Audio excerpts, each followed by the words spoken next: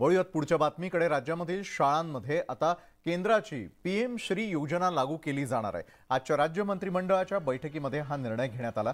प्रधानमंत्री school for rising India महाराष्ट्रात कॅबिनेटमध्ये चर्चा झाली आणि या योजनेअंतर्गत शाळांमध्ये नवीन तंत्रज्ञान, स्मार्ट क्लास, खेळ आणि आधुनिक पायाभूत सुविधा यावर विशेष लक्ष देण्यात येणार आहे।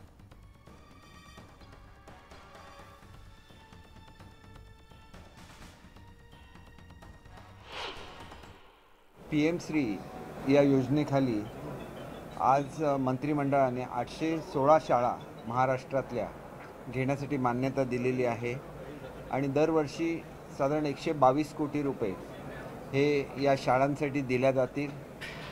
या नवीन जे शैक्षणिक धोरण आहे याची खऱ्या अर्थाने अंमलबजावणी करण्याच्या दृष्टीने अतिशय ॲडव्हान्स्ड अशा ह्या शाळा असतील आणि प्रत्येक शाळेसाठी 5 वर्षामध्ये साधारण 1,88,00,000 रुपये एवढी रक्कम उपलब्ध करून दिली जाईल।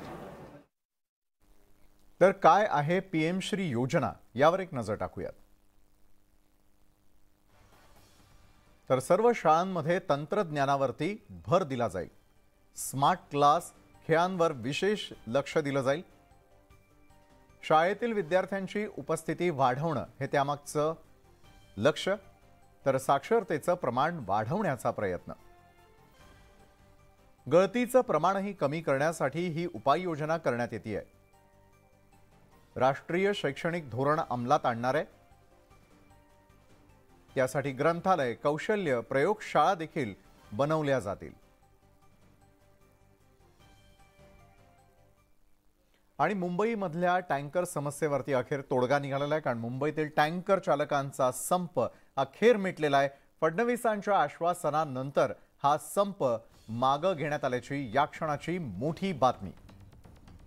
टँकर चालकांचा सुरू असलेला आतापर्यंतचा हा संप, त्यामुळे अनेक ठिकाणी पिण्याच्या पाण्याची समस्या मुंबईमध्ये निर्माण झालेली होती। मुंबईतील टँकर चालकांचा संप मिटल्यामुळे आता निश्चितच फडणवीसांच्या आश्वासनानंतर हा संप मागे घेण्यात आलेला आहे। त्यामुळे ज्या ठिकाणी टँकरची आवश्यकता आहे त्या ठिकाणचा प्रश्न आता मिटेल असं म्हणायला हरकत नाही। ही चांगली बैठक झाली। त्यांची जी समस्या होती ते त्याने मांडली आणि आमच्या जे म्हणणं होतं ते आम्ही पण मांडले आणि नंतर मी दोघे एकत्र होऊन माननीय उपमुख्यमंत्री देवेंद्रजी फडणवीसकडे गेले। वळूयात पुढच्या बातमीकडे। राज्यामध्ये शिवजयंतीसाठी कार्यक्रमाचं आयोजन करण्यात आलेलं आहे। शिवरायांच्या महाआरतीचं आयोजन केलं गेलेलं आहे। उदयनराजे आणि संभाजी राजे या कार्यक्रमाला उपस्थित असतील। महाआरतीच्या निमित्तानं ते एकत्र येतील। मंगल प्रभात लोढांनीच या संदर्भात माहिती दिली आहे।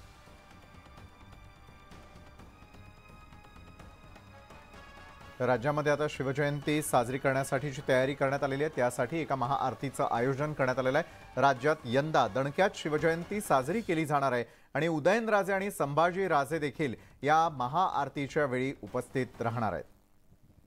तर मंगलप्रभात लोढांनीच या संदर्भातली माहिती दिली आहे। त्यामुळे राज्यातील यंदा शिवजयंतीचा उत्सव आणि उत्साह शिगेला पोहोचताना दिसतोय।